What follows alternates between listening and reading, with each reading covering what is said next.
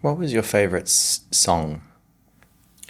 Oh my gosh. It's Yolanda Adams, Open Up My Heart.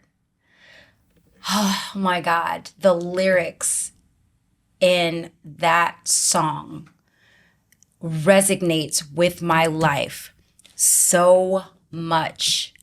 And when I sing it, like it's like my brain tingles all the way down to my toes. I could sing that song a million times. And that's because I've lived every single word that she's saying. Yeah. The lyrics are alone in a room, it's just me and you.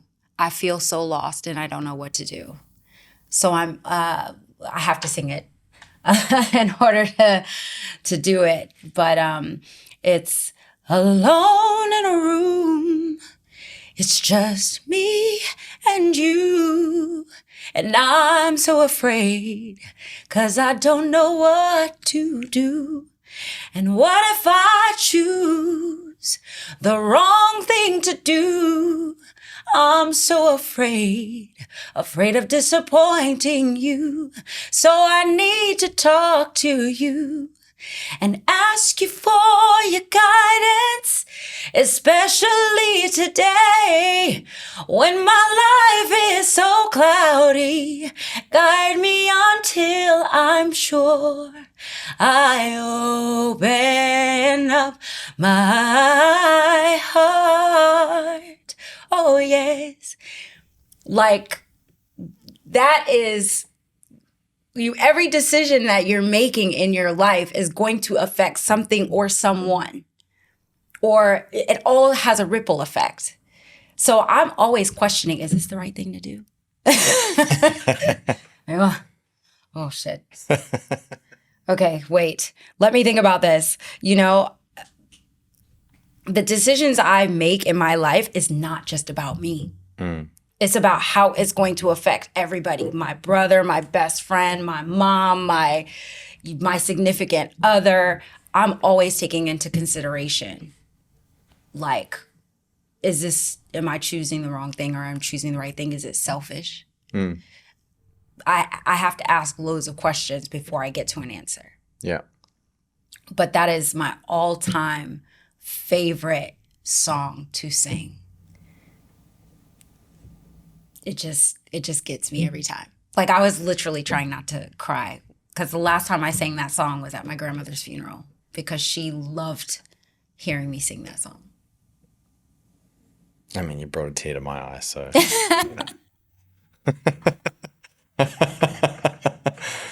But, I mean, you talk about that song with such passion. You talk about your grandmother with such passion. Like, what's your fondest memory of her?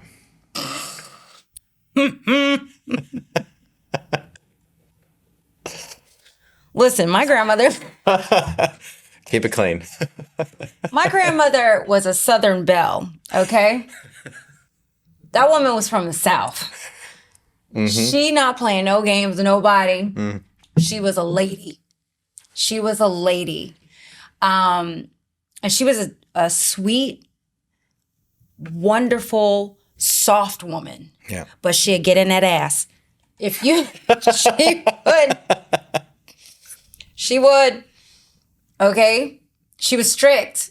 She was a strict woman. She had her rules, and you will abide by those rules, but it's because it was to make you a better human being. One of my fondest memories of her was Christmas Christmas morning. It's just me and her, Yeah. and I'm opening my gifts. And I used to love to make my grandmother laugh. My favorite thing to do. Like a proper belly laugh. Oh, yeah. Me and Yeah. her used to kiki all the time. Okay? Not in my teens, though. In my teens, we butt heads. Yeah. But when I was younger and then when I got older and understood her a lot better of why she had her rules, Yeah. I was opening up Christmas gifts. And this is now where I'm not really getting as many toys as I normally, but I still want toys. I'm Yeah. about like 13, 14 years old, and I'm getting clothes And I'm just opening and I'm getting perfume, perfume, perfume. And I looked at her and I was like, you trying to tell me I stink? Yeah. And the way she laughed, she could not stop laughing. I was like, I'm just kidding. I love my perfumes. She was like, you're a little sassy somebody.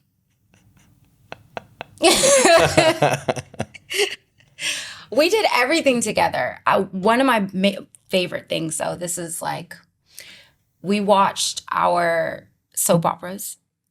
Yeah. It was Young and the Restless. Oh, good choice. With Victor. Woo!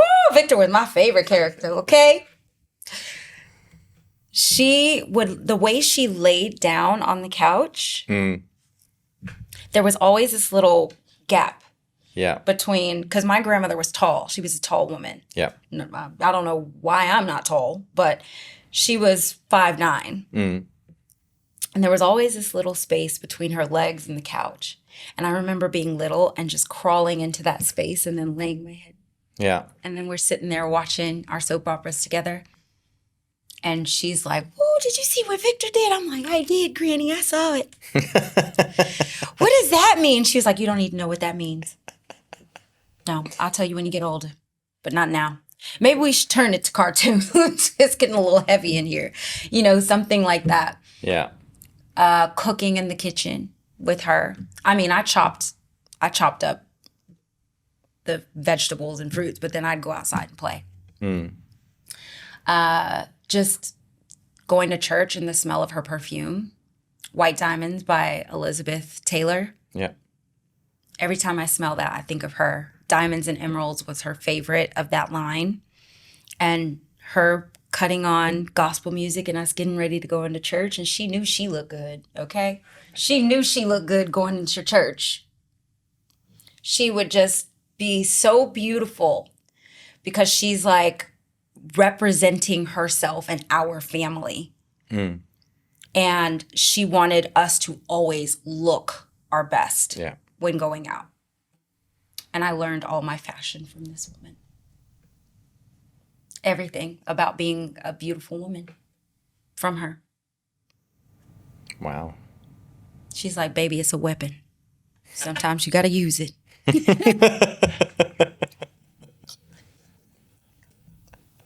She was right. Yeah. She's right. Damn straight. Was she a phenomenal singer as well? No. No? My grandmother was a businesswoman. She was an intellectual. My grandfather was the music. Yeah. And a lot of his success is attributed because of her. Going into the casinos. Yeah. At that time, my grandfather is a black man. Yeah. Very dark tone.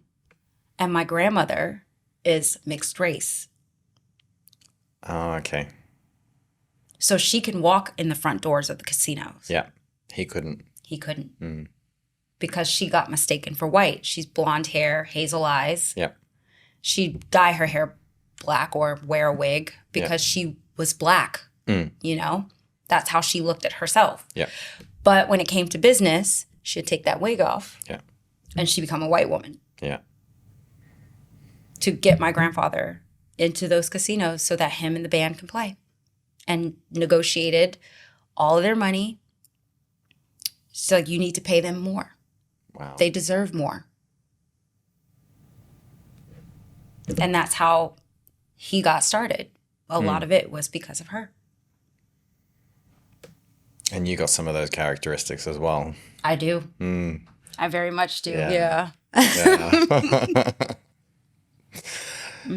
So obviously from that foundation, you've managed to build yourself up to be a Vegas showgirl.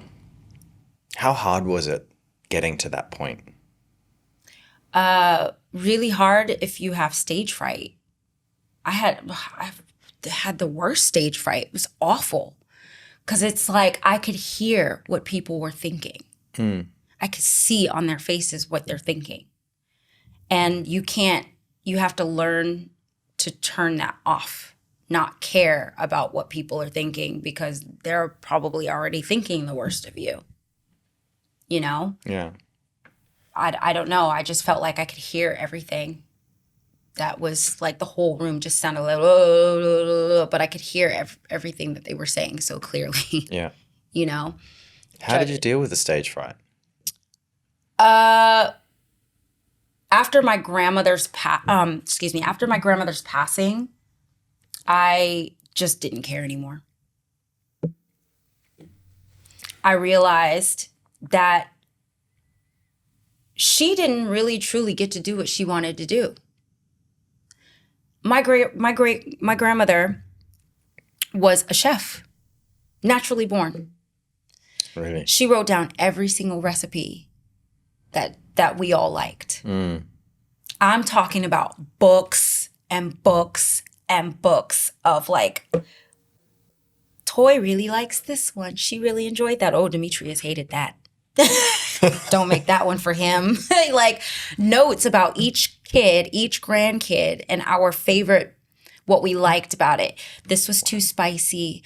Need to add more sugar. Like she had notes.